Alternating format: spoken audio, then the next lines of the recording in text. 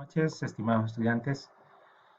Bueno, nos habíamos quedado en esta presentación en donde habíamos pues visto lo que es ya una introducción a lo que es IPv6 y un ejercicio que desarrollamos en clase. Vamos a manera de repaso, pues se acuerdan ustedes de que aprendimos algunas técnicas de coexistencia entre IPv4 e IPv6 para su eh, migración, digamos. Luego de esto, pues una de las cosas bien importantes que mencionamos fue el sistema de numeración hexadecimal, en donde hicimos algunos ejercicios en la pizarra y ustedes pudieron observar pues la conversión de estos eh, binarios a hexadecimales. Ahí ustedes pueden observar, ¿verdad? El patrón que se observa, en donde podemos convertir ciertos decimales y ciertos hexadecimales a binarios y viceversa. Esta presentación, acuérdense que está disponible ya en la página. Solo esta parte que me sirve como un repaso que vamos a dar y tocar algunos puntos importantes. Ya habíamos visto la parte de la omisión, de las reglas de omisión, ¿verdad? Para poder abreviar estos extetos de hexadecimales, ya que ustedes pueden observar en el ejercicio que realizamos, también les coloqué un par de ejemplos en la pizarra, se observan de alguna otra forma y esas son, al aplicar estas dos reglas, pues ustedes van a observar que las direcciones IPv6 se miran en formato abreviado, que ya todos podemos ver. Esta parte es donde nosotros comenzamos ya explicar un poquito más. Y la verdad que pues lo vamos a ver un poquito más que todo en la parte teórica porque ya lo hemos aplicado y porque también esta es una introducción nada más a IPv6.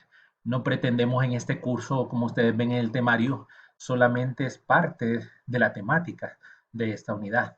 Realmente IPv6 nos podría llevar más tiempo. Pero existen tres tipos, como nos dice aquí en esta pantalla de direcciones IPv6. Aquí podemos ver las únicas, múlticas, énicas, como ya se lo había mencionado. Y hay que hacer mencionar que IPv6 no tiene direcciones de broadcast, ¿verdad? Así como IPv4 que sí tenía direcciones de broadcast.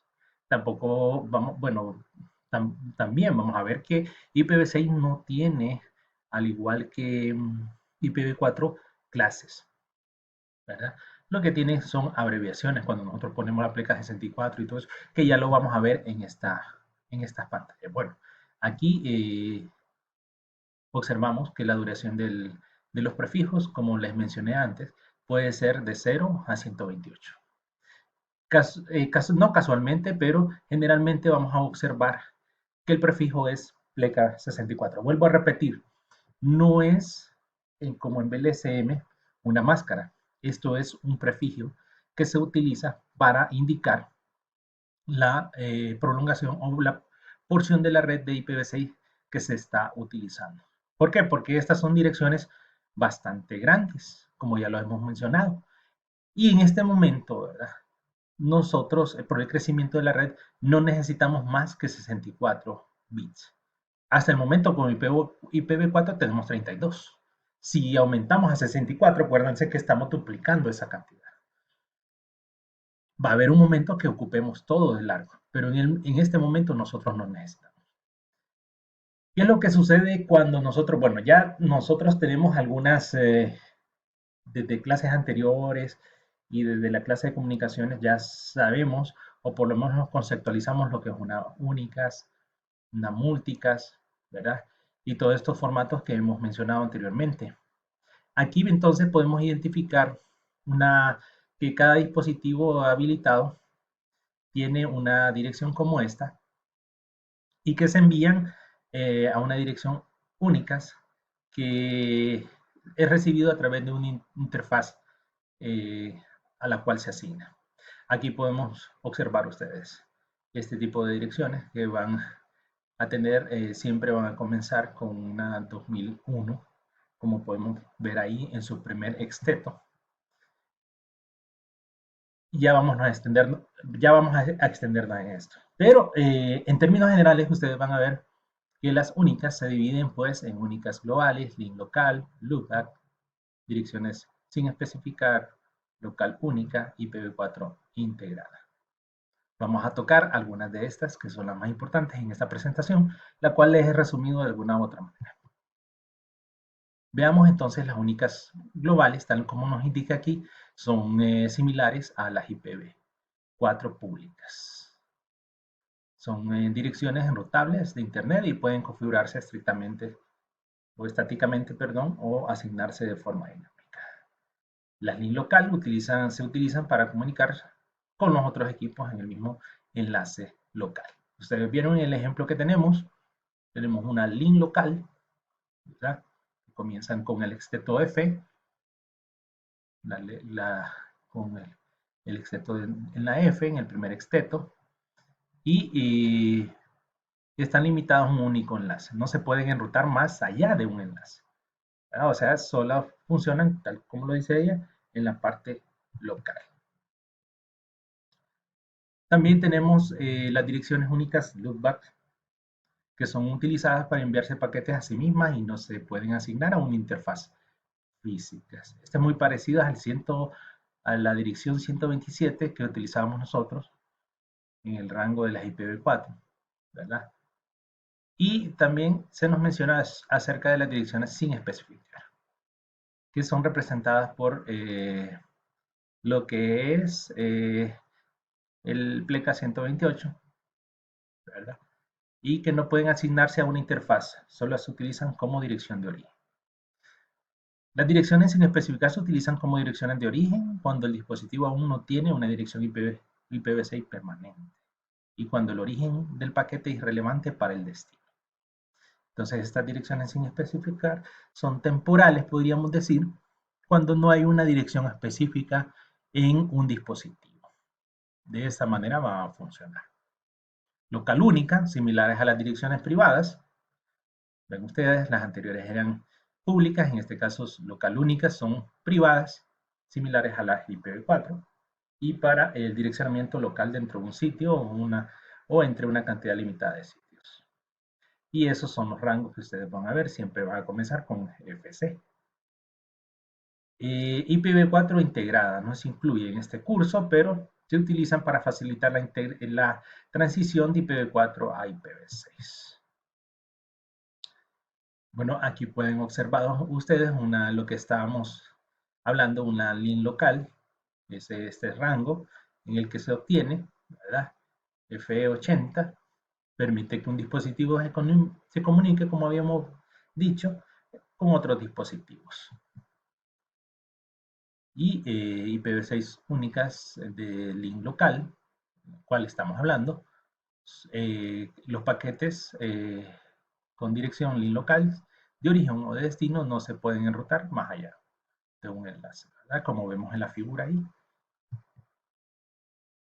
¿Cuál es la estructura de una únicas global? Hablemos de las únicas globales. Son globalmente únicas y enrutables en Internet, IPv6. Equivalen a las direcciones IPv4 públicas. Bueno, se llaman globales, en este caso son globales. Y en el caso de las se asignan en bloques a través de los 5 RIR. Cuando hablamos de los RIR, acuérdense que son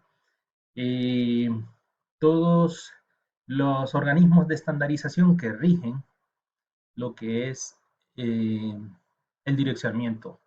Hay uno para América Latina, hay uno para Europa y así sucesivamente para África. Eso lo vimos anteriormente y lo vimos también en el curso anterior a este, que es comunicaciones.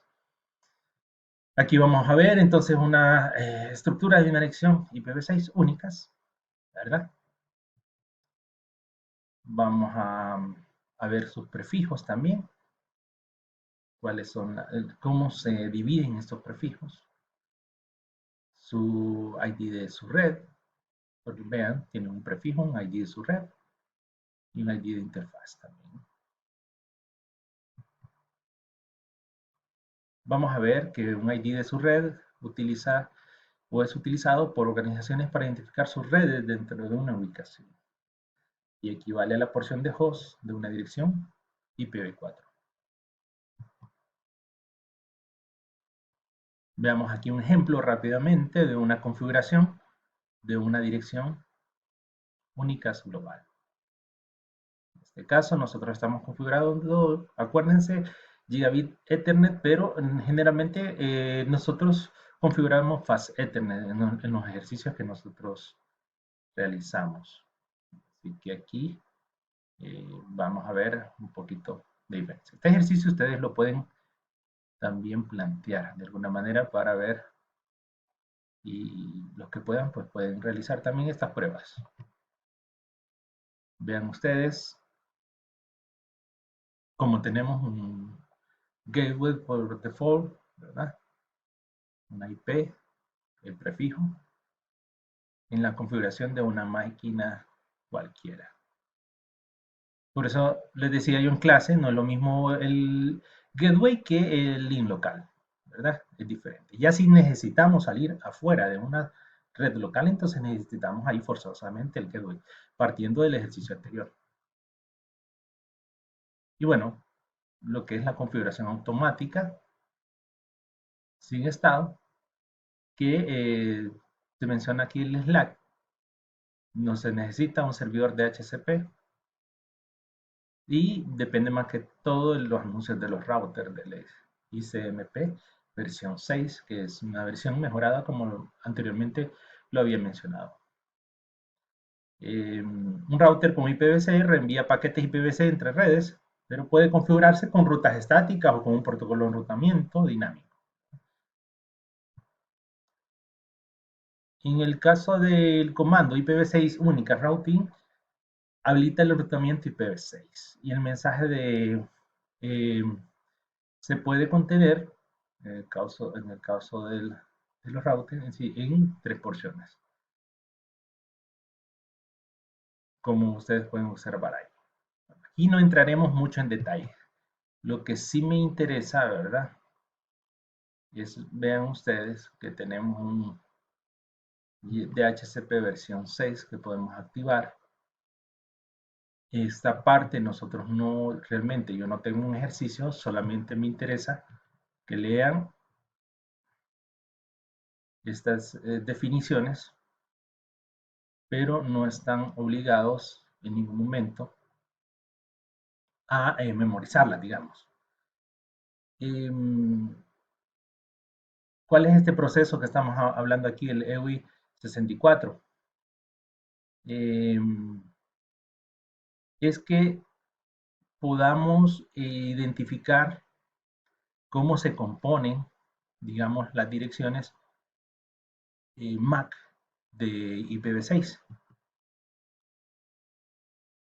Y aquí vemos que, como su descripción lo dice, es un identificador único de una organización y también la parte del identificador del dispositivo, ¿verdad? Yo creo que en algún punto habíamos visto MAC y en este caso estamos viendo una MAC de cualquier dispositivo, la cual, como ustedes observan, se divide en dos partes, ¿verdad? La organización de donde procede el equipo o quien lo fabrica y su identificador único, en este caso el dispositivo que estamos viendo. Aquí entonces nosotros podemos ver, identificar una interfaz Gigabit Ethernet y su dirección MAC también, con su dirección IPv6. ¿Para qué nos sirve esto? Pues nos sirve porque en muchos de los casos nosotros necesitamos identificar una dirección MAC y una dirección IPv6 para hacer ciertas configuraciones en seguridad, ¿verdad? Exclusivas en cada puerto, que cada máquina se conecte a esos puertos, por ejemplo, y no se conecte a otro dispositivo más que ese.